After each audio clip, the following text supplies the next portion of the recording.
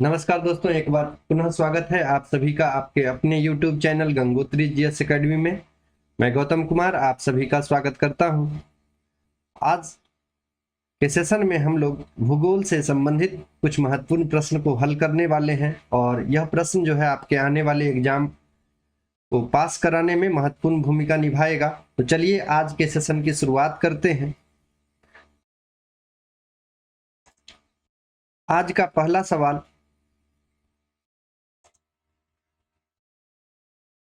In which state of India sugar cane is produced the most. Bharat के किन राज्यों में गन्ना सबसे ज्यादा पैदा होता है। तो आपके पास प्रश्न है कि भारत के किन राज्यों में गन्ना सबसे ज्यादा पैदा होता है। आपके पास विकल्प है बिहार एवं उत्तर प्रदेश एवं राजस्थान, आंध्र प्रदेश एंड कश्मीर, पंजाब एंड हिमाचल प्रदेश। तो आप लोग सही विकल्प का चयन करिए और बताइए कि इसका सही आंसर क्या होगा। भारत के किन राज्यों में गन्ना सबसे अधिक पैदा किया जाता है। तो इन विकल्पों में से जो सही आंसर होगा या सही विकल्प होगा वो होगा ए। सही आंसर ए है। उत्तर प्रदेश में जो है सबसे अधिक गन्ना का उत्पादन किया जाता है। तो याद रखिएगा, यदि हम लोग गन्ना के उत्पादन राज्यों की बात करें तो 3 प्रमुख राज्य याद रखिएगा। सबसे पहला स्थान है यूपी का, सबसे पहला स्थान यूपी है, उत्तर प्रदेश है, ये याद रखिएगा। दूसरा स्थान जो है महाराष्ट्र का है, दूसरा स्थान जो है महाराष्ट्र याद रखिएगा, महाराष्ट्र का है।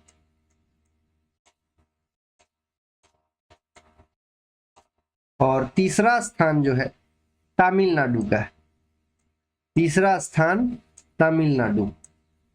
तो भारत में 3 प्रमुख गन्ना उत्पादक राज्य याद रखिएगा, यूपी, महाराष्ट्र और तमिलनाडु।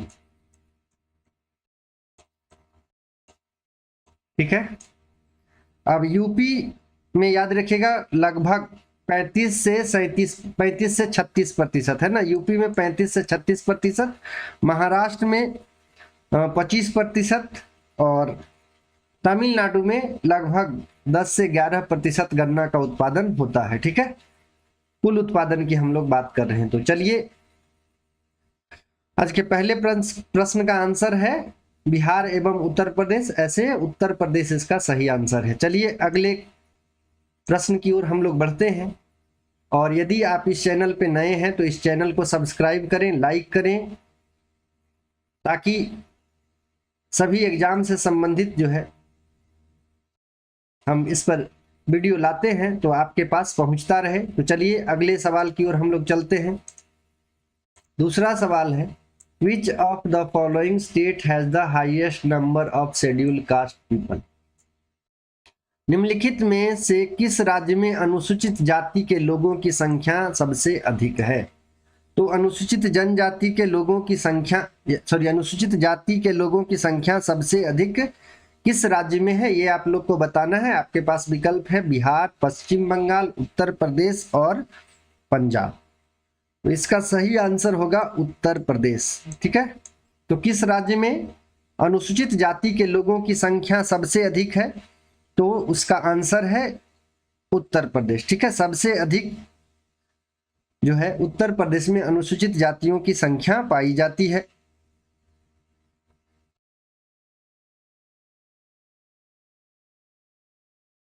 सर्वाधिक जनसंख्या यहाँ पे पूछा जा रहा है। सर्वाधिक जनसंख्या जो है उत्तर प्रदेश में है अनुसूचित जातियों की। लेकिन यदि आपसे प्रतिशत की बात की जाए, ठीक है, यदि आपसे परसेंटेज पूछ दिया जाए कि सबसे ज्यादा अनुसूचित जातियों का प्रतिशत कहां पे है, तो सबसे ज्यादा प्रतिशत जो है 31.9% है ना। 31.9% जो है वो है आपका पंजाब में। 31.9% कहाँ है, तो पंजाब में। तो यहाँ पे 2 बातें याद रखिएगा। पहला बात है सबसे ज्यादा अनुसूचित जाति की संख्या क्या है, यानी आबादी सबसे ज्यादा अनुसूचित जाति की कहाँ है, तो उसका आंसर होगा उत्तर प्रदेश। लेकिन प्रतिशत पूछेगा कि अनुसूचित जनजातियों का प्रतिशत सबसे अधिक किस राज्य में है, तो उसका आंसर आपका पंजाब हो जाएगा।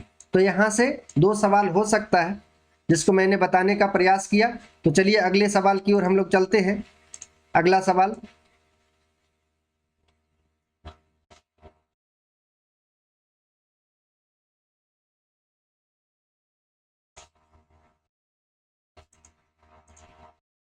Next, where is the natural habitats of wild donkey in India? भारत में जंगली गधे का प्राकृतिक निवास स्थान कहाँ है? तो भारत में जंगली गधे का प्राकृतिक निवास आपसे पूछा जा रहा है। आपके पास विकल्प दिया हुआ है, गिर फॉरेस्ट, गिर one, run of Kutch, Kutch के रन, सुंदर वन, और चौथा ऑप्शन है आप लोग के पास desert area of western Rajasthan, पश्चिमी राजस्थान का मरुस्थलीय क्षेत्र। तो आप लोग को बताना है जंगली गधे का प्राकृतिक निवास स्थान भारत में कहाँ है। जंगली गधे का प्राकृतिक निवास आप लोग को बताना है।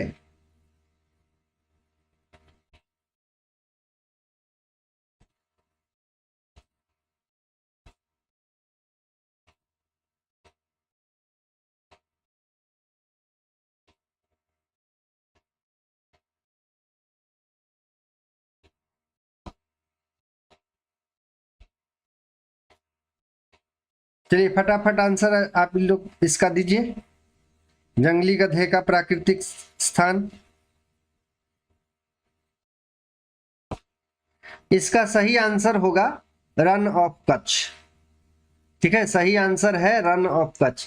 तो भारत में जंगली गधे का प्राकृतिक निवास स्थान रन के कच्छ में है। ठीक है, रन के कच्छ में है, ये याद रखना है। चलिए अगले सवाल की ओर हम लोग चलते हैं।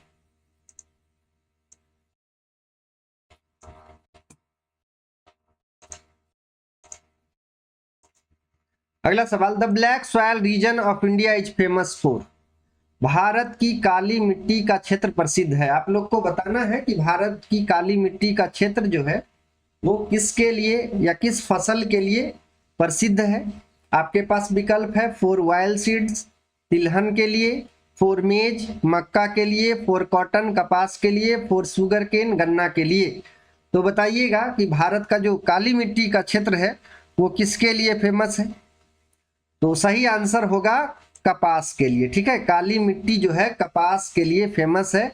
इसके कारण काली मिट्टी को कपासी मिट्टी भी कहते हैं। ठीक है, काली मिट्टी को कपासी मिट्टी भी कहा जाता है। ठीक है, याद रखिएगा। यहां से उपनाम से काली मिट्टी से सवाल पूछा जा सकता है। तो पहला उपनाम जो है याद रखिएगा रेगुर, है ना, रेगुर मिट्टी, काली मिट्टी का ही नाम है रेगुर मिट्टी,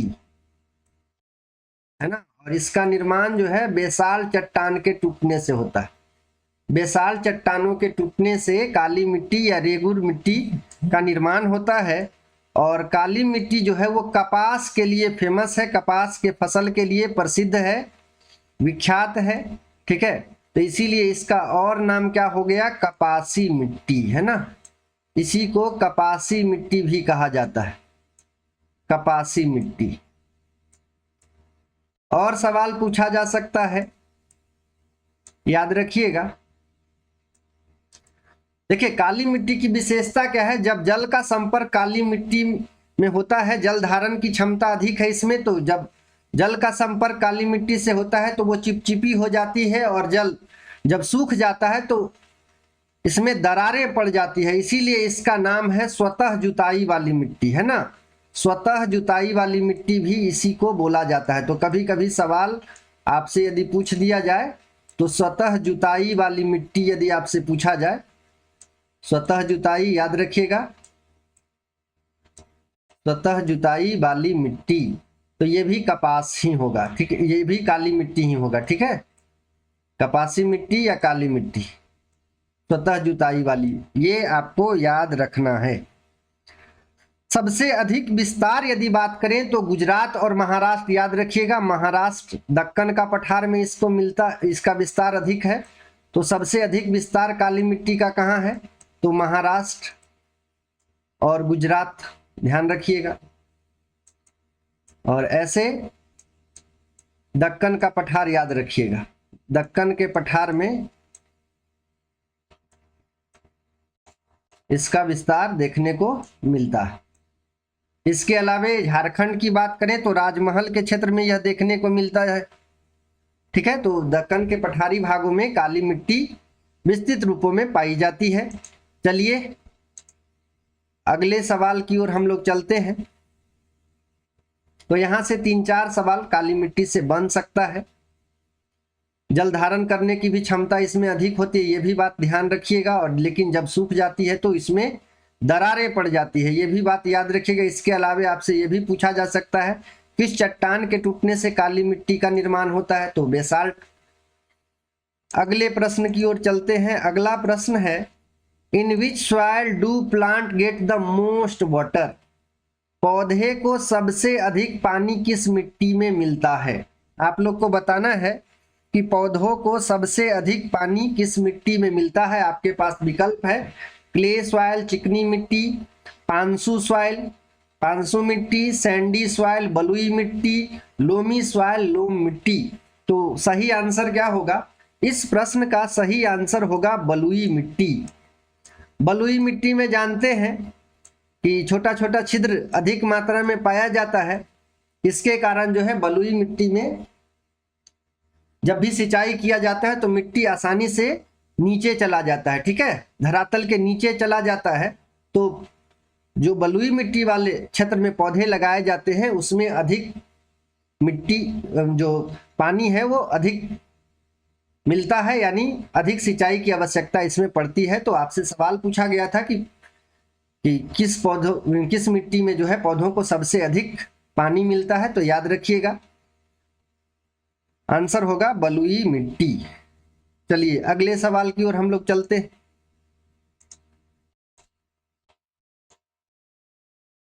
अगला सवाल, in which soil is capillary most effective? किस मिट्टी में केशिका सबसे अधिक प्रभावशाली होता है? देखिए केशिका एक प्रक्रिया, ठीक है, केशिका एक प्रक्रिया है जिसमें पदार्थों का जो स्थानांतरण होता है वो नीचे से ऊपर की ओर होता है। ठीक है, केशिका प्रक्रिया में पदार्थों का स्थानांतरण जो है नीचे से, ठीक है, नीचे वाले भाग से ऊपर की ओर होता है। तो इस प्रोसेस को बोलते हैं कैपिलरी प्रोसेस। और कैपिलरी प्रोसेस का सबसे बेहतर उदाहरण है मोमबत्ती। मोमबत्ती आप लोग देखे होंगे, मोमबत्ती या दिया, है ना, मोमबत्ती या आपके घर में दिया जलाया जाता है ना, पूजा पाठ के लिए दिया जलाया जाता है। पहले जो है मिट्टी तेल का दिया जलाया जाता था, तो उसमें एक रुई की बाती दे दी जाती है और ऊपर से आग लगा दिया जाता है ना, माचिस की तीली लगाई जाती है और जो है नीचे से मोम पिघलता है और ऊपर जो है वो जलता रहता है। जब तक जलता रहता है जब तक नीचे उसका मटेरियल जो है बचा हुआ है। तो याद रखिएगा मोमबत्ती जो है कैपिलरी प्रोसेस का सबसे बेहतर उदाहरण है। तो आपको बताना था कि केशिका प्रक्रिया जो है किसमें सबसे अधिक प्रभावी है या किस मिट्टी में प्रभावी है। तो इसका सही आंसर है चिकनी मिट्टी। सही आंसर है चिकनी मिट्टी। तो चिकनी मिट्टी में केशिका प्रक्रिया जो है सबसे अधिक प्रभावी होती है। ठीक है, चिकनी मिट्टी में केशिका प्रक्रिया सबसे अधिक प्रभावी होती है। चलिए अगले सवाल की ओर हम लोग चलते हैं। चलिए अगले सवाल की ओर।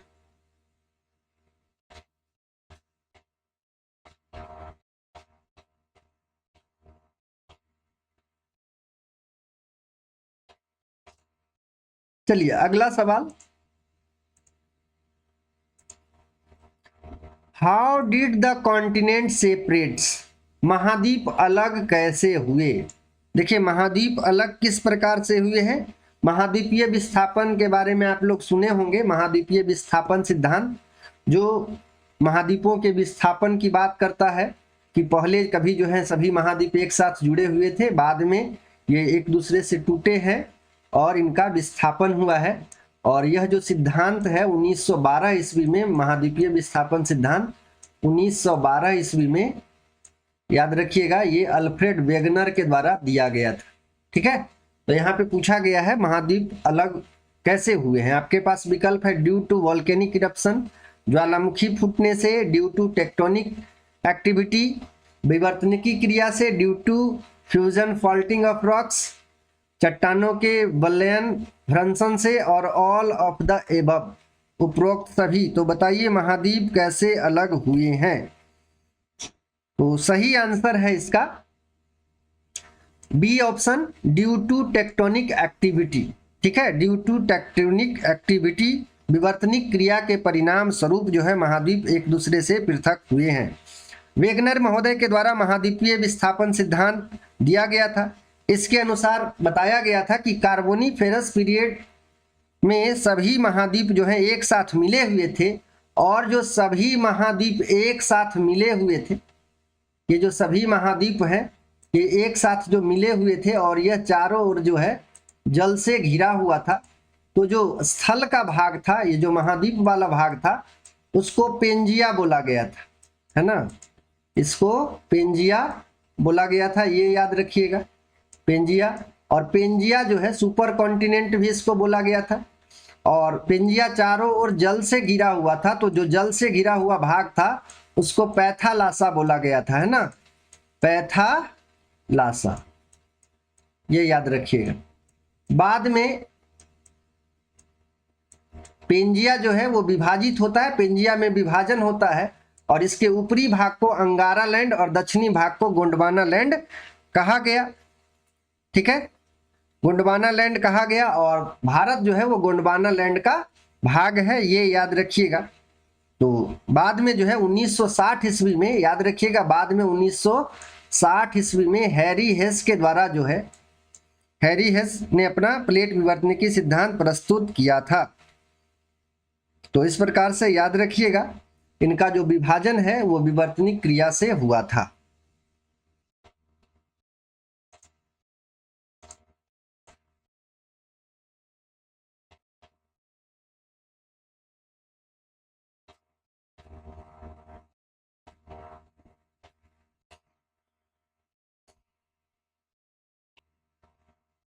देखिए बच्चों, कॉन्सेप्ट बहुत जरूरी है। यदि आप कॉन्सेप्ट नहीं जानते हैं तो अभी एग्जाम पास करना थोड़ा मुश्किल हो सकता है, क्योंकि जो कंपटीशन है वो बहुत अधिक हो चुका है। क्योंकि जैसे जैसे जानकारी बढ़ी है वैसे वैसे लोगों को सामान्य चीजें तो लगभग सभी को पता हो गया है। ठीक है, सामान्य चीजें सबको लगभग पता हो गया है। तो आपको क्या करना है, कुछ विशेष बातें याद रखना है, तभी आप एग्जाम को पास कर सकते हैं। चलिए अगला प्रश्न है, which of the following is not a part of solar system. निम्नलिखित में से कौन सा सौर मंडल का भाग नहीं है। आपके पास विकल्प है एस्टेरॉइड्स, क्षुद्र ग्रह, कॉमेट्स, धूमकेतु, प्लेनेट, ग्रह, और नेबुला, निहारिका। तो आप लोग को बताना है कि कौन सा सौर मंडल का भाग नहीं है। सही विकल्प होगा निहारिका, सही विकल्प है निहारिका। देखिए, तारों का निर्माण यदि आप पढ़े होंगे तो तारे के निर्माण से पहले जो है, या ब्रह्मांड के निर्माण से पहले, ब्रह्मांड में जो है गैसों का गोला था, और इन गैसों के गोले को ही निहारिका कहा जाता है। ठीक है, तो निहारिका याद रखिएगा। धूलकण तथा हाइड्रोजन गैस का गोला है जो प्रारंभिक ब्रह्मांड में जो है, प्रारंभिक अंतरिक्ष में विद्यमान था। ठीक है, निहारिका, नेबुला। तो ये जो है सौर मंडल का भाग नहीं है। ठीक है, इसके अलावा एस्टेरॉइड्स के बारे में आप लोग जानते होंगे। एस्टेरॉइड्स जो है वो ग्रहों के छोटे छोटे टुकड़े हैं जो मंगल, ये ग्रहों के ही छोटे छोटे टुकड़े हैं जो मंगल और बृहस्पति की कक्षा के बीच में पाए जाते हैं। ठीक है, तो एस्टेरॉइड्स जो है मंगल और बृहस्पति की कक्षा में पाए जाते हैं। क्षुद्र ग्रह की पट्टी इसको कहा जाता है। बीच में आप देखिएगा, और यही जो है आंतरिक ग्रह और बाह्य ग्रह का विभाजन भी करता है। तो क्षुद्र ग्रह की पट्टी कहाँ पाई जाती है, ये आपसे सवाल पूछा जाएगा। तो मंगल और बृहस्पति की कक्षा के मध्य में यह पाया जाता है। और यह क्षुद्र ग्रह भी अन्य ग्रहों की भांति जो है सूर्य का चक्कर लगाता है। तो यहाँ पे सही आंसर डी होगा कि नीहारिका जो है वो सौर मंडल का भाग नहीं है। सौर मंडल में, सौर मंडल के केंद्र में सूर्य है, और सभी ग्रह, उपग्रह, क्षुद्र ग्रह, ठीक है, उल्का पिंड, धूमकेतु, बौना ग्रह, ये सभी जो है सूर्य का चक्कर लगाते हैं, और ये सभी जो है सौरमंडल का भाग है, जबकि नीहारिका सौरमंडल का भाग नहीं है। चलिए अगले सवाल की ओर हम लोग चलते हैं।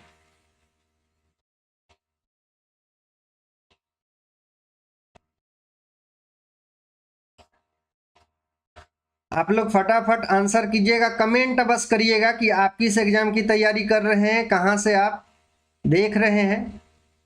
और इस चैनल पे यदि नए होंगे तो आप सब्सक्राइब कर लीजिएगा, ताकि जो भी नवीनतम वीडियो, जो भी नया सेशन यहाँ पे मैं लाऊंगा, आपका जो है उसका लाभ मिल सके। चलिए अगले सवाल की ओर हम लोग चलते हैं। नेक्स्ट प्रश्न है, the average salinity of Arabian sea water is. अरब सागर के पानी का औसत खारापन है। देखिए, अरब सागर के पानी का औसत खारापन आपसे पूछा जा रहा है। आपके पास विकल्प है 25 पार्टिकल्स पर थाउजेंड, 25 प्रति हजार, 35 पार्टिकल्स पर थाउजेंड, 35 प्रति हजार, और सी में है 45 पीपीटी यानी 45 पार्टिकल्स पर थाउजेंड, 45 प्रति हजार, और 55 पार्टिकल्स पर थाउजेंड, 55 प्रति हजार। तो इसका सही आंसर ए होगा। ठीक है, सही आंसर इसका है ए, 25 प्रति हजार। ठीक है, अरब सागर के पानी की औसत लवणता जो है वो 25 पार्टिकल पर थाउजेंड है।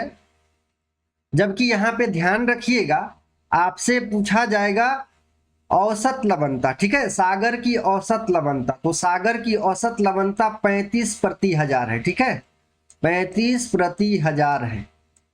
आपसे यदि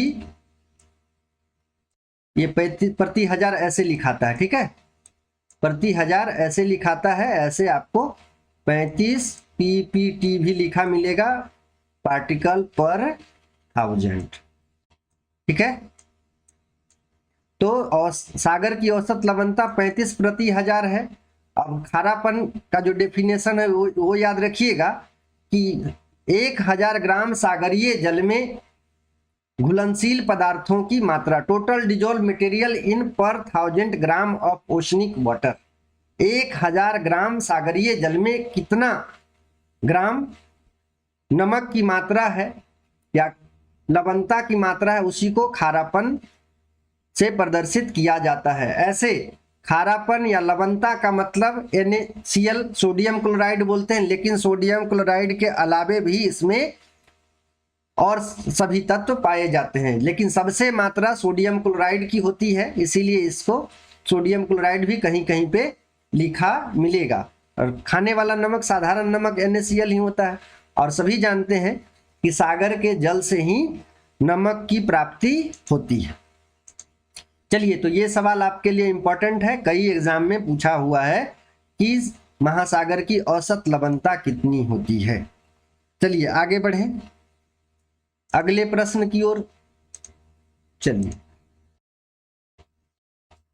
Cairo time is 2 hours ahead of Greenwich, hence it is located. Cairo का समय ग्रीनविच से 2 घंटा आगे है, अतः यह स्थित है।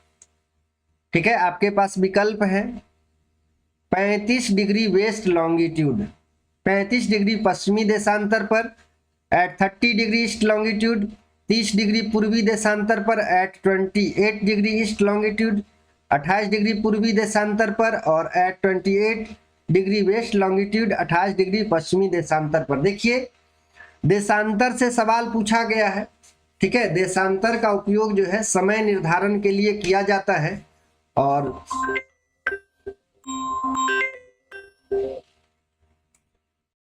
देशांतर का उपयोग जो है समय निर्धारण के लिए किया जाता है। तो ध्यान रखिएगा, आपसे पूछा गया है कि काहिरा का समय ग्रीनविच से 2 घंटा आगे है। देखिए ग्रीनविच यानी प्राइम मेरिडियन, ठीक है, ग्रीनविच यानी prime meridian 0 degree, 0 degree prime meridian. वैसा देशांतर जो ग्रीनविच लंदन से, British royal observatory Greenwich London से होकर गुजरती है, उसी को प्राइम मेरिडियन कहा जाता है। और यहाँ पे बजता है 12 नून होता है, ठीक है, ग्रीनविच में बजता है 12 नून। और चूंकि पृथ्वी जो है पश्चिम से पूरब घूमती है, पृथ्वी पश्चिम से पूरब घूमती है, तो ईस्ट की ओर सूर्योदय पहले होता है। आप गेंद को लीजिएगा, लाइट इधर से आ रहा है, जब आप उसको घुमाइएगा तो ईस्ट की ओर जो है वो लाइट पहले आएगा। और चूंकि जापान ईस्ट में स्थित है, इसीलिए जापान को उगते सूरज का देश भी कहा जाता है। तो ईस्ट में समय क्या होगा, पहले होगा, और वेस्ट में बाद होगा, ठीक है। तो काहिरा का समय ग्रीनविच से 2 घंटा आगे है, 2 घंटा आगे, 2 घंटा आगे बोला जा रहा है, ठीक है। तो आप याद रखिएगा, समय का कैलकुलेशन यदि आप लोग जानते होंगे तब आप कर पाइएगा कि पृथ्वी जो है एक चक्कर 24 घंटा में पूरा करती है, यानी 360 डिग्री। एक चक्कर कहने का मतलब एक सर्कल 360 डिग्री जो है 24 घंटा में घूम लेती है, 24 घंटा में। तो 1 घंटा में कितना, 1 घंटा में यह 15 डिग्री घूमेगी। 1 घंटा में कितना डिग्री घूमती है, 15 डिग्री। और इसी को आगे सिंप्लीफाई करिएगा तो 4 मिनट में 1 डिग्री पृथ्वी घूम लेती है। अब यहाँ पे 2 घंटा बोला गया है, तो 2 घंटा और वो भी आगे बोला गया है, तो आगे का मतलब तो प्लस होगा। और 2 घंटा यानी 30 डिग्री, 15 डिग्री जाने में 1 घंटा लगता है, तो 2 घंटा जाने में 30 डिग्री होगा, तो प्लस यानी ईस्ट की ओर, तो 30 डिग्री ईस्ट आपका सही आंसर होगा। देखिए 30 डिग्री ईस्ट लॉन्गिट्यूड है, 30 डिग्री ईस्ट लॉन्गिट्यूड आपके पास दिया हुआ है, तो सही आंसर बी है ना, सही आंसर बी है। आगे आप लोग कमेंट करिएगा, ठीक है, कि आपको समझ में आया या नहीं आया। तो हम अक्षांश और देशांतर से संबंधित जो कॉन्सेप्चुअल वीडियो है वो भी हम आपको बनाकर बता देंगे, उसमें समझा देंगे, ठीक है। ऐसे यहाँ पे हम समझाने का प्रयास किए, जो लोग पढ़े होंगे अक्षांश देशांतर ठीक से उनको समझ में आया होगा, और जो ऊपर ऊपर गए होंगे है ना, तो उनको समझ में नहीं आया होगा। तो यदि आपको ये सवाल नहीं समझ में आया है तो आप कमेंट कर सकते हैं, हम उसके लिए अलग से वीडियो कॉन्सेप्ट वाला वीडियो बना देंगे, ठीक है। चलिए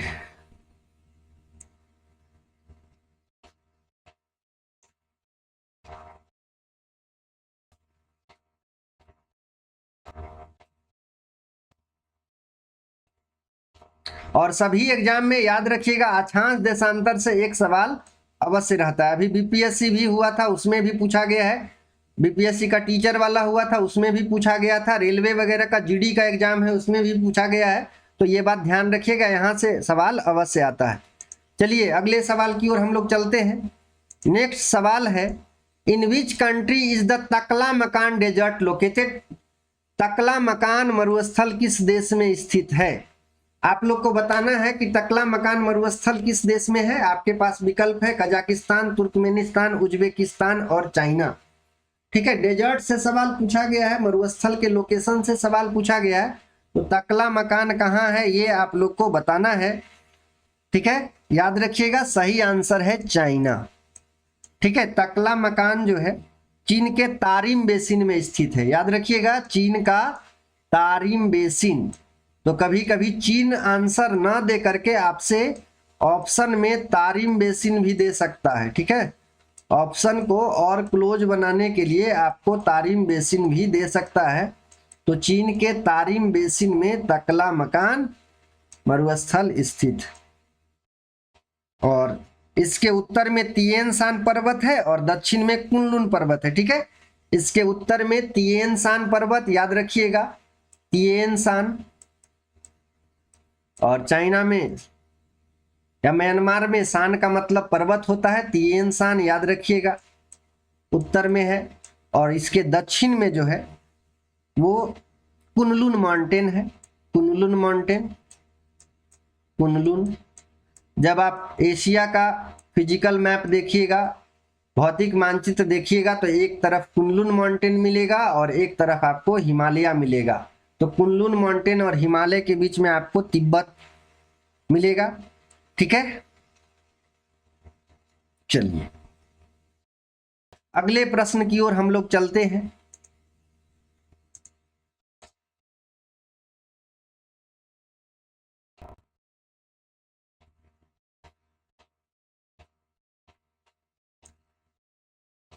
चलिए अगला प्रश्न है,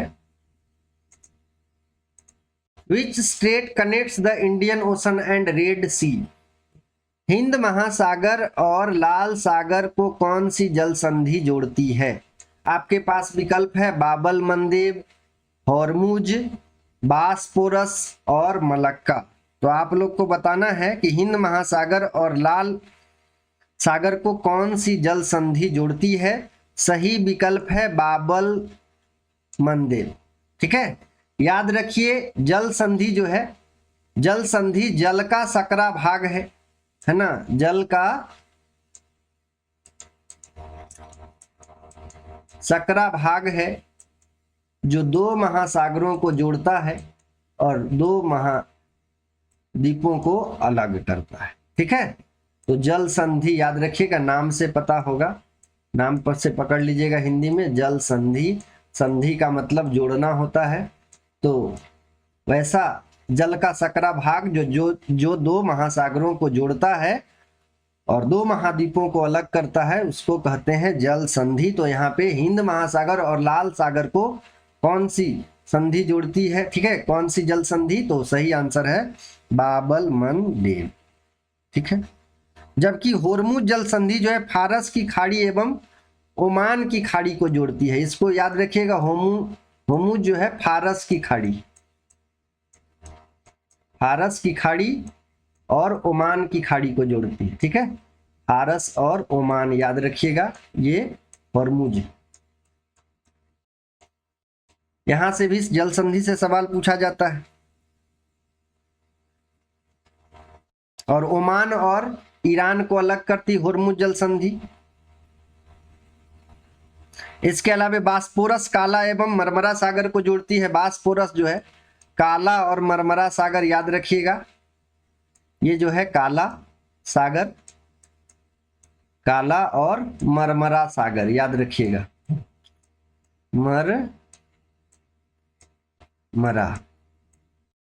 मरमरा सागर को जोड़ती है, ये ध्यान रखना। इसके अलावा मलक्का है, अंडमान एवं दक्षिणी चीन सागर को जोड़ती है। मलक्का को याद रखिएगा, अंडमान, अंडमान और जो है सब में प्लस कर देते हैं ना, सबको जोड़ती है। ठीक है, इसलिए अंडमान और दक्षिणी चीन सागर।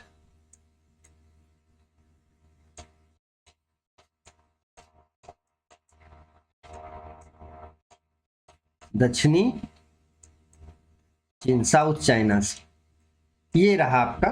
तो चार प्रश्न यहां से ध्यान रखिएगा। बाबल मंडल हिंद महासागर और लाल सागर को जोड़ती है। हॉर्मुज फारस की खाड़ी और ओमान की खाड़ी को जोड़ती है। बासपोरस काला सागर और मरमरा सागर को, और मलक्का जल संधि जो है अंडमान और दक्षिणी चीन सागर को जोड़ती है। चलिए अगले सवाल की ओर हम लोग चलते हैं। अगले सवाल की ओर हम लोग चलते हैं। ये याद करना पड़ेगा, मैप से आपको थोड़ा देखना पड़ेगा। इसमें टीचर से ज्यादा आपका काम है। ठीक है, टीचर आपको कॉन्सेप्ट दे सकते हैं, कोई भी टीचर हो, हम हो या कोई और एनीबॉडी कोई भी हो, वो आपको कॉन्सेप्ट दे सकते हैं, बता सकते हैं, बाकी ये काम आपको करना पड़ेगा। चलिए अगले सवाल की ओर। Which is 90 East Ridge located? Where is 90 East Ridge located? 90 East Ridge कहाँ पर स्थित? चलिए आपको बताना है 90 ईस्ट रिज कहाँ स्थित है?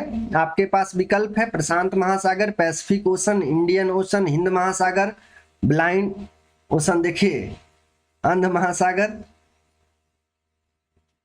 अंटार्कटिक को ही बोला जाता है ना, अंटार्कटिक को ही अंध महासागर बोला जाता है, आर्कटिक ओशन, आर्कटिक महासागर। चलिए ये प्रीवियस ईयर का प्रश्न है, तो अटलांटिक न देकर के ब्लाइंड ओशन पूछा गया है, तो अंध महासागर याद रखिएगा, ये अटलांटिक महासागर को ही अंध महासागर कहा जाता है, पहले कहा जाता था। ठीक है, तो इसका सही आंसर होगा बी, हिंद महासागर में। 90 ईस्ट रिज जो है हिंद महासागर में स्थित है। ठीक है, 90 ईस्ट रिज हिंद महासागर में अवस्थित है। चलिए अगले सवाल की ओर हम लोग चलते हैं अगले सवाल की ओर। चलिए अगला सवाल है, which of the following cities is not the capital of any country? निम्नलिखित में से कौन सा शहर किसी देश की राजधानी नहीं है? तो आप लोग को बताना है, प्रश्न में है कि कौन सा शहर किसी देश की राजधानी नहीं है। आपके पास विकल्प है कैनबरा, सिडनी, विलिंगटन और रियाद।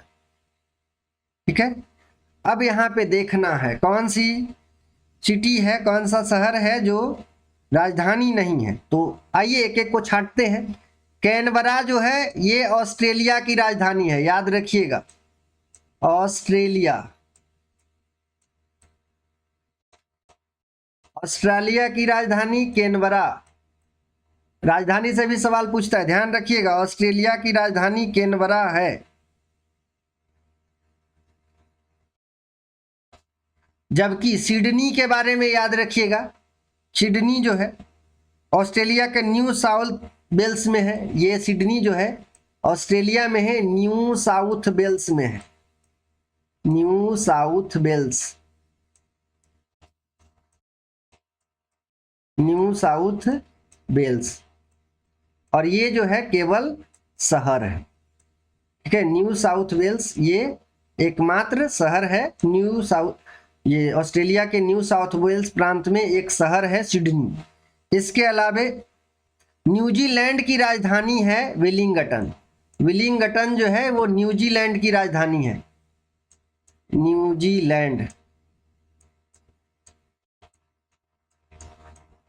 आप लोग पढ़े भी होंगे न्यूजीलैंड, ये वेलिंगटन। और रियाद की जहां तक बात करें तो ये रियाद जो है सऊदी अरब की राजधानी है। ये रियाद जो है सऊदी अरब,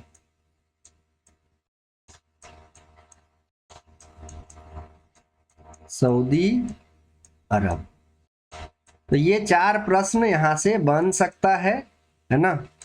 तो देखिए कैनबरा ऑस्ट्रेलिया की राजधानी है, न्यूजीलैंड की राजधानी विलिंगटन है और सऊदी अरब की राजधानी रियाद है। तो सही आंसर क्या होगा, कौन सा शहर राजधानी नहीं है? आंसर होगा बी, सिडनी जो है वो राजधानी नहीं है। चलिए अगले सवाल की ओर हम लोग चलते हैं। पहले इसको हम लोग इरेज कर लेते हैं ना, क्योंकि फिर स्लाइड जब चेंज करेंगे तो उसमें ये दिखेगा। तो बच्चों ध्यान दीजिएगा, कभी कभी जो है राजधानी से भी सवाल पूछ लिया जाता है, और वैसी राजधानी जहां पे भारत के कोई भी डेलीगेट्स जो है यदि वहां पे भ्रमण किए हैं तो वो आपके लिए इंपॉर्टेंट हो जाता है करंट अफेयर्स के दृष्टिकोण से भी। चलिए अगले सवाल की ओर चलते हैं। देखिए, which country produces the most coal in the world? विश्व में सबसे अधिक कोयला उत्पादन करने वाला देश। तो विश्व में सबसे अधिक कोयला उत्पादन करने वाला देश का नाम आप लोग को बताना है। इस प्रश्न में पूछा गया है, आपके पास विकल्प दिया हुआ है। ठीक है, आपके पास विकल्प दिया हुआ है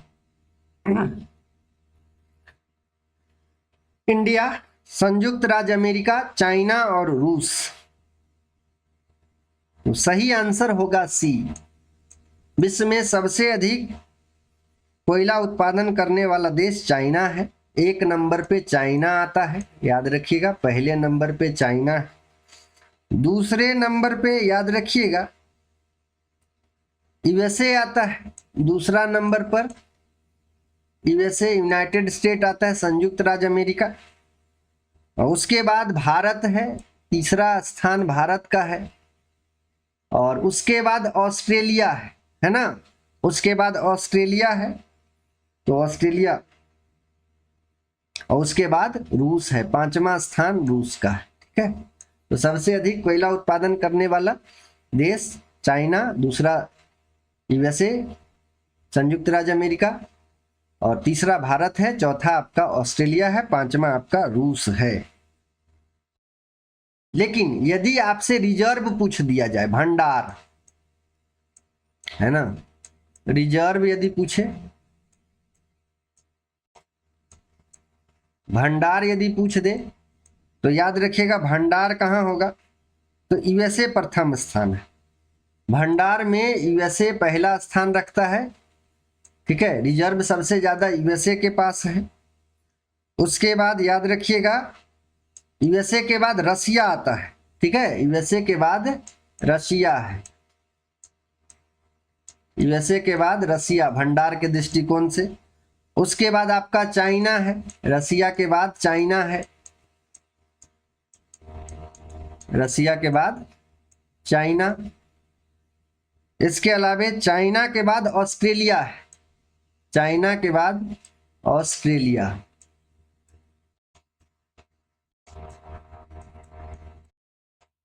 ऑस्ट्रेलिया, और ऑस्ट्रेलिया के बाद भारत आता है, ऑस्ट्रेलिया के बाद इंडिया आता है। तो यहाँ पे 2 प्रश्न बन सकता है। सबसे पहला जो प्रश्न आपके स्लाइड में है वो तो पूछा गया है कि सबसे ज्यादा उत्पादन कौन करता है, तो चाइना है। जबकि रिजर्व की बात करेगा कि भंडार सबसे ज्यादा किसका है, तो यूएसए के आता है, ठीक है, यूएसए का आता है। तो ये बात ध्यान रखिएगा, एग्जाम में भंडार पूछा जा रहा है या उत्पादन पूछा जा रहा है। चलिए अगले सवाल की ओर हम लोग चलते हैं। और यदि आप इस चैनल पे नए हैं तो सब्सक्राइब जरूर करिएगा, ताकि जो भी नया सेशन इस चैनल पे आए आप लोग को उसका लाभ मिल सके। और कैसा लगता है सेशन ये आप लोग कमेंट अवश्य करिएगा। चलिए अगले सवाल की ओर हम लोग चलते हैं।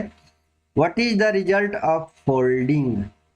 चलिए बलन क्रिया का परिणाम क्या होता है, ठीक है। तो बलन क्रिया किसका परिणाम है, what is the result of folding, है ना। बलन क्रिया किसका परिणाम है। आपके पास विकल्प दिया हुआ है, कॉन्टिनेंटल फोर्स, महादेश जनक बल, कोरियलिस फोर्स, भूविक्षेपी बल, माउंटेन बिल्डिंग पर्वत निर्माणकारी बल, और एक्सोजीनियस फोर्स बहिर्जात बल। तो बताइए कि बलन किसका परिणाम है। देखिए तो माउंटेन बिल्डिंग प्रोसेस का परिणाम है, ठीक है। सही आंसर क्या होगा, माउंटेन बिल्डिंग प्रोसेस, ठीक है। बलन किसको बोलते हैं, तो जब संपीड़न बल के कारण चट्टानों में लहरनुमा मोड़ पड़ जाता है, ठीक है। संपीड़न बल के कारण जब बल आमने सामने कार्य करता है, संपीड़न बल के कारण चट्टानों में लहरनुमा मोड़ पड़ जाता है, तो इस क्रिया को बोला जाता है फोल्ड, बलन बोलते हैं। और इससे जो है बलित पर्वत का निर्माण होता है। इसका जो ऊपर उठा हुआ भाग है उसको अपनति बोलते हैं, एंटीक्लाइन बोला जाता है, ठीक है, अपनति, ये ध्यान रखिएगा। और जो नीचे धंसा हुआ भाग होता है उसको अभिनति बोलते हैं, सिंक्लाइन बोला जाता है, ठीक है, अभिनति। तो बलन समझ गए आप लोग कि संपीड़न बल के कारण जब चट्टानों में लहरनुमा मोड़ पड़ जाता है, इससे जो है बलन उत्पन्न होता है। और बलन किसके कारण होता है, तो पर्वत निर्माणकारी बल या संपीड़न बल के कारण होता है। कोबर महोदय के द्वारा पर्वत के निर्माण से संबंधित संकुचन सिद्धांत दिया गया था, उसमें भी ये बातें की गई है, तो ये याद रखिएगा। और बलित पर्वत, कई सारे बलित पर्वत हैं, है ना। और बलित पर्वत को 2 वर्गों में विभाजित किया गया है, नवीन बलित पर्वत और प्राचीन बलित पर्वत। अरावली जो है प्राचीन बलित पर्वत का उदाहरण है, अपेलेसियन जो है प्राचीन बलित पर्वत का उदाहरण है। जबकि हिमालय की बात करें, रॉकीज की बात करें, इंडीज की बात करें, तो हिमालय, इंडीज, रॉकीज ये सभी जो है नवीन बलित पर्वत का उदाहरण है। तो बलन क्रिया किसका परिणाम है? सही आंसर होगा, सही विकल्प होगा पर्वत निर्माणकारी बल। चलिए अगले सवाल की ओर हम लोग चलते हैं। भूगोल में कॉन्सेप्ट आपको बहुत जरूरी है, यदि कॉन्सेप्ट नहीं है तो भूगोल को भूल जाइए। चलिए अगला प्रश्न, the main source of ocean salinity is, सागरीय लवणता का मुख्य स्रोत है। चलिए सागरीय लवणता हम आपको बता चुके हैं, पिछले प्रश्न में था, है ना। सागरीय लवणता, यहाँ पे सागरीय लवणता का स्रोत पूछा जा रहा है, सोर्स पूछा जा रहा है। आपके पास विकल्प है रिवर्स, नदियां, लैंड, भूमि, विंड, पवन, एस इमिटेड फ्रॉम वोल्केनो, ज्वालामुखी से निस्सृत राख। तो इसका सही आंसर जो होगा वो है नदियां।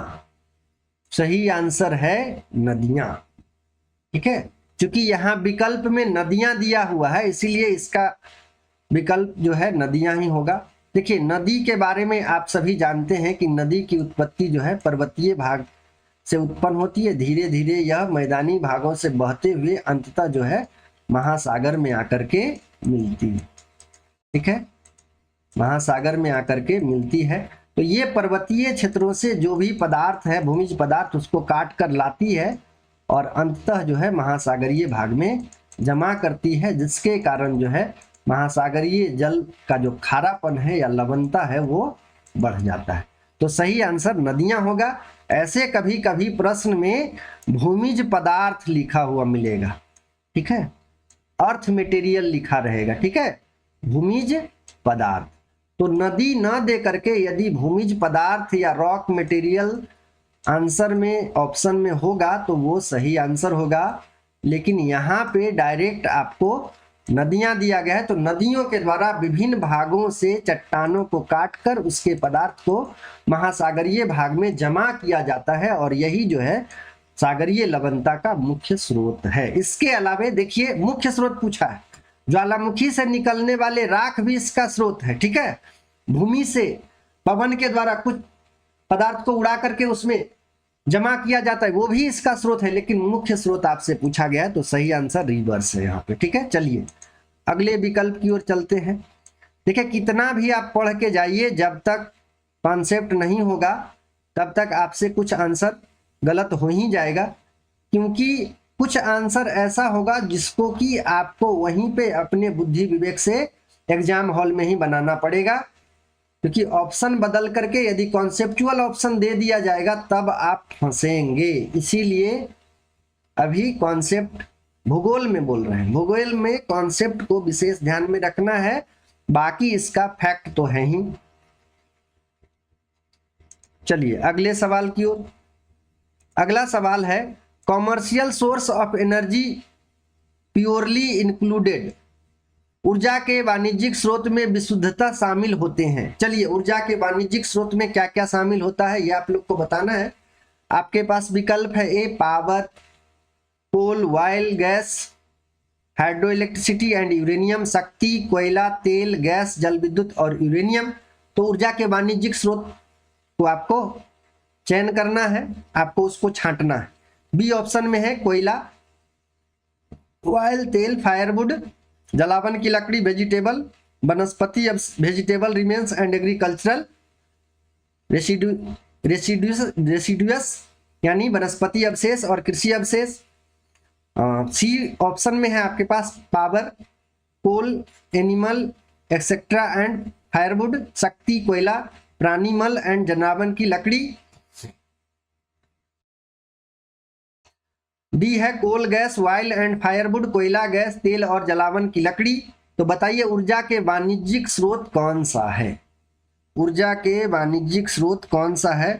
तो इसका सही आंसर होगा ए, ठीक है, सही आंसर होगा ए। ऊर्जा का वाणिज्यिक स्रोत में क्या क्या आता है? तो आइए, पावर, शक्ति, इसके अलावा कोयला आप जान रहे हैं वाणिज्यिक स्रोत है, तेल जान रहे हैं, खनिज तेल जिसको बोलते हैं मिनरल ऑयल, इसके अलावा गैस जान रहे हैं, पेट्रोलियम एलपीजी जिसको बोलते हैं गैस बोलते हैं, लिक्विड पेट्रोलियम गैस एलपीजी।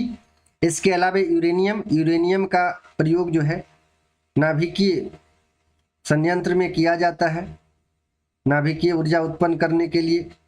ठीक है, तो ये ध्यान रखना है। तो इसका सही आंसर ए होगा। विकल्प को थोड़ा सा ध्यान से पढ़िएगा, आंसर उसी में छुपा हुआ आपको मिलेगा। चलिए अगले सवाल की ओर चलते हैं।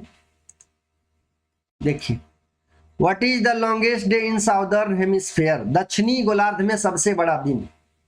देखिए, दक्षिणी गोलार्ध में सबसे बड़ा दिन आपसे पूछा जा रहा है। आपके पास विकल्प है 22 जून, 22 दिसंबर, 21 मार्च और 22 सितंबर।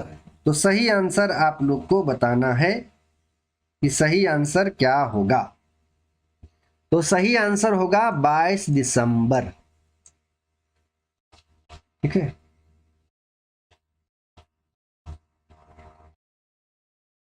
देखिए 21 जून आप लोग को याद होगा। 21 जून सूर्य कर्क रेखा पर होता है ना, यानी सूर्य जो है उत्तरी गोलार्ध में है। तो उत्तरी गोलार्ध में है, तो 21 जून को उत्तरी गोलार्ध में बड़ा दिन होगा। ठीक है, 21 जून को उत्तरी गोलार्ध में बड़ा दिन होगा। उत्तरी गोलार्ध,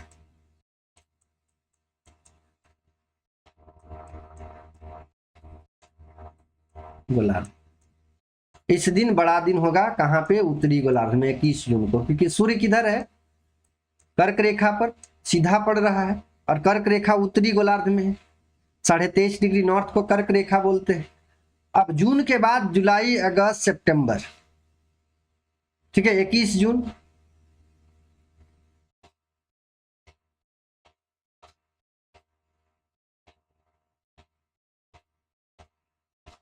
उसके बाद जून के बाद जुलाई, अगस्त, सितंबर। 23 सितंबर को पुनः विषुवत रेखा पर पहुंचता है। 23 सितंबर को पुनः जो है विषुवत रेखा पर सूर्य पहुंच जाता है। इसको इक्विनॉक्स बोलते हैं। 21 मार्च और 23 सितंबर को इक्विनॉक्स बोलते हैं, इक्वल डेज और इक्वल नाइट्स। सितंबर के बाद पुनः जो है सूर्य दक्षिणायन होना शुरू होता है, मकर रेखा पर दक्षिणी गोलार्ध में जाना शुरू होता है। और 22 दिसंबर को याद रखिएगा, 22 दिसंबर को सूर्य जो है मकर रेखा पर होता है। और 22 दिसंबर को सूर्य मकर रेखा पर यानी दक्षिणी गोलार्ध में है। सूर्य कहाँ पे है? तो दक्षिणी गोलार्ध में। तो जब सूर्य चला जाएगा दक्षिणी गोलार्ध में, तो दिन बड़ा कब होगा? दक्षिणी गोलार्ध में बड़ा होगा ना। तो 22 दिसंबर को याद रखिएगा, दक्षिणी गोलार्ध में क्या होगा? बड़ा दिन, बड़ा दिन। चलिए, और इसी को विंटर सोल्स्टाइस भी बोलते हैं। ठीक है, बड़ा दिन होगा, बड़ा दिन, है ना। तो 22 दिसंबर सही आंसर है। ठीक है, 22 दिसंबर सही आंसर है। और इसी को विंटर सोल्स्टाइस भी कहा जाता है। ठीक है, विंटर सोल्स्टाइस यही है, क्योंकि इस समय उत्तरी गोलार्ध में क्या है? विंटर होता है। दिसंबर में विंटर होता है। ठीक है, शीत अयनांत बोलते हैं इसको। जबकि 21 जून को क्या बोलते हैं? इसको बोलते हैं समर सोल्स्टाइस। ठीक है, 21 जून को बोलते हैं समर सोल्स्टाइस, ग्रीष्म अयनांत। ठीक है, समर सोल्स्टाइस। तो ये भी सवाल आपसे पूछा जा सकता है, इक्विनॉक्स कब होता है, विंटर सोल्स्टाइस कब होता है। ठीक है, समर सोल्स्टाइस कब होता है। तो 21 जून को सबसे बड़ा दिन उत्तरी गोलार्ध में, याद रखिएगा, और दक्षिणी गोलार्ध में सबसे छोटा दिन। जबकि 22 दिसंबर को दक्षिणी गोलार्ध में सबसे बड़ा दिन होता है। चलिए, सही आंसर समझ में आ गया आप लोग। आगे हम लोग बढ़ते हैं अगले सवाल की ओर।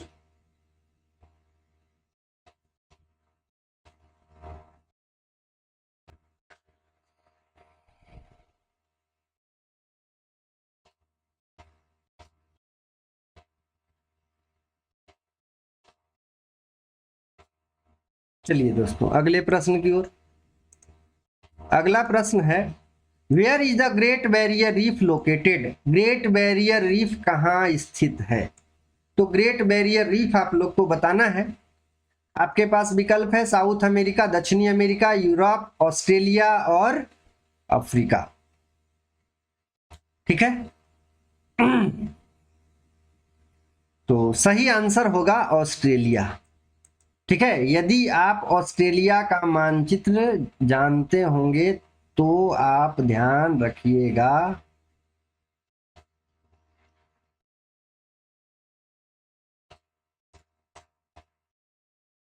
ठीक है, इसके इस भाग में, ऑस्ट्रेलिया के इस भाग में आपको उत्तर पूर्वी भाग में आपको ग्रेट बैरियर रीफ मिलेगा। ठीक है, ग्रेट बैरियर रीफ याद रखिएगा।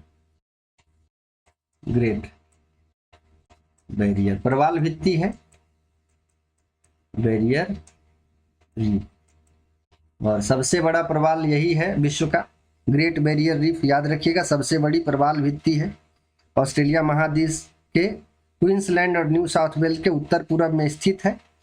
इसकी जो लंबाई है याद रखिएगा 1600 किलोमीटर, 1600 किलोमीटर है। तो विश्व की सबसे लंबी प्रवाल भित्ति भी आपसे पूछा जाए तो ये भी ग्रेट बैरियर रीफ होगा। कहाँ पे है? तो ऑस्ट्रेलिया में है। 9 से 22 डिग्री दक्षिणी अक्षांश के मध्य। ठीक है, 9 से 22 डिग्री दक्षिणी अक्षांश के मध्य यह मिलता है। चलिए अगले सवाल की ओर हम लोग चलते हैं। अगले सवाल की ओर हम लोग चलते हैं। चलिए ये अगला सवाल, साउथ गंगोत्री इज लोकेटेड? दक्षिण गंगोत्री स्थित है। आपके पास विकल्प है इन उत्तराखंड, उत्तराखंड में, इन आर्कटिक, आर्कटिक में, इन हिमालय, हिमालय में, इन अंटार्कटिका, अंटार्कटिका में। चलिए तो बताना है दक्षिणी गंगोत्री स्थित है। सही आंसर क्या है? सही आंसर है डी, अंटार्कटिका में। ठीक है, अब गंगोत्री जो पढ़ के जाएंगे वो तो सीधे उत्तराखंड में लगाएंगे। याद रखिएगा कि गंगोत्री जहां से गंगा निकलती है उत्तराखंड में है, लेकिन याद रखिएगा भारत का जो है प्रथम शोध केंद्र दक्षिण गंगोत्री है। ठीक है, ये साउथ गंगा जो है ये क्या है? दक्षिणी गंगा जो क्या है? ये शोध केंद्र है। ठीक है, ये शोध केंद्र है भारत का, शोध केंद्र, और ये भी पहला है। ठीक है, याद रखिएगा पहला शोध केंद्र है। कहां पे? अंटार्कटिका में।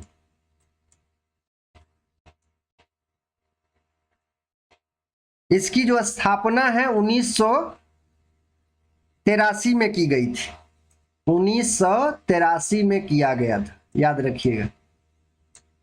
साउथ गंगोत्री की स्थापना जो है 1983 में की गई थी। पहला जो है भारत का शोध केंद्र है। इसके अलावे जो है मैत्री है, दूसरा शोध केंद्र है आपका मैत्री, याद रखिएगा। दूसरा शोध केंद्र का नाम है मैत्री, और मैत्री जो है 1988-89 में, 1988-89 में स्थापित किया गया था। तो दूसरा हो गया आपका मैत्री। इसके अलावे तीसरा शोध केंद्र याद रखिएगा भारती है।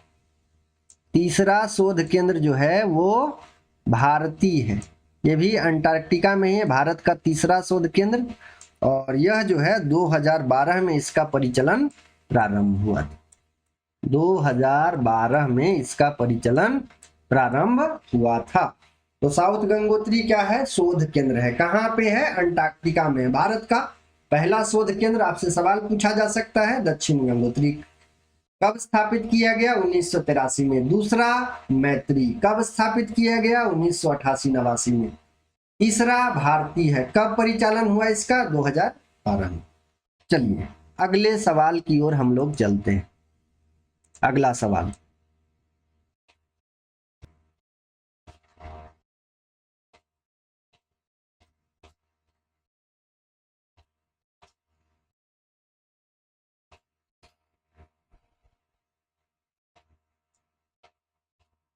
चलिए अगला सवाल है,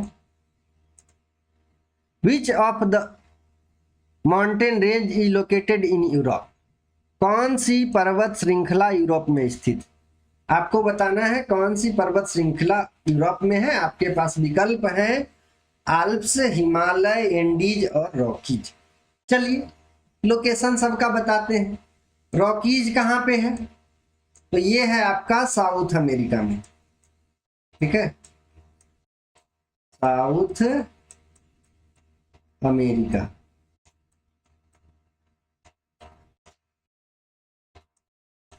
अमेरिका। चलिए एंडीज का गड़बड़ हो गया, गड़बड़ है, गड़बड़ गड़बड़, उल्टा लिखा गया है ना। हाँ